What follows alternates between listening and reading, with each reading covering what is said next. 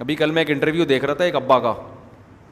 ابا کہہ رہا ہے میں کما کے نا بچوں کو سعودی عرب میں نے 20 سال کما کے بھیجا, بچے مسٹنڈے بن کے کھا رہے ہیں.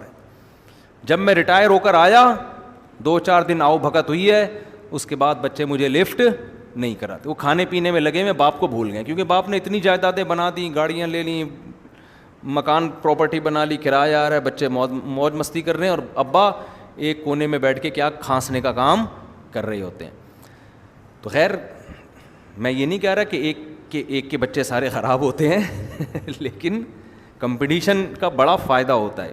جب آپ کی ایک بیوی ہوگی آپ سے لڑے گی, 2 ہوں گی تو آپ کے لیے آپس میں لڑیں گی. وہ خواتین بہت ناراض ہو جاتی ہیں یار ایسی باتوں سے. تو کچھ باتیں مردوں کو بیان کرنے کی ہوتی ہیں, ان کی سمجھ میں آ نہیں رہی ہوتی نا. اچھا بھائی, بہرحال سائڈ افیکٹ بھی ہوتے ہیں, دیکھ لینا, لڑیں گے بھی آپس میں, یہ بھی ذہن میں رکھنا. اس سے یہ بھی پتہ چلتا ہے کہ سائڈ افیکٹ بھی بہرحال ہوتے ہیں, لیکن پھر بھی پیغمبر کرتے ہیں, فائدے زیادہ ہیں. اچھا بھائی, تو قال قائل منہم, ایک نے کہا, اس کو ترس آ گیا کہ یار ہمارا بھائی ہے, ہم قتل کیوں کریں اس کو. تو بھائی ہمیں تو یہ چاہنا ہے نا کہ ابا کی نظر ہم پر ہو, تو اس کو غائب کر دو, اس کو کیا کر دو, گم کر دو بس کہیں.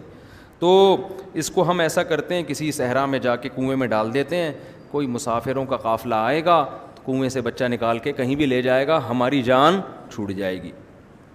قالوا یا ابانا ما لک لا تأمنا علی یوسف, ابا کے پاس آئے اور کہنے لگے آپ ہم پر اعتماد کیوں نہیں کرتے. دیکھو پیغمبر کے بچے تھے نا, بیٹے تھے, اتنی بات ان میں خاندانی تھی کہ یہ لالچ ان کو دولت کی وجہ سے, حسد دولت کی بیس پہ نہیں ہوا کہ بھائی کو مار دو پیسے لے لو یا کہیں غلام بنا کے بیچ دو, نہ, باپ کی محبت چاہتے ہیں. تو اس سے پتہ چلتا ہے خاندانی لوگوں کے جرائم بھی خاندانی بیس پر ہوتے ہیں.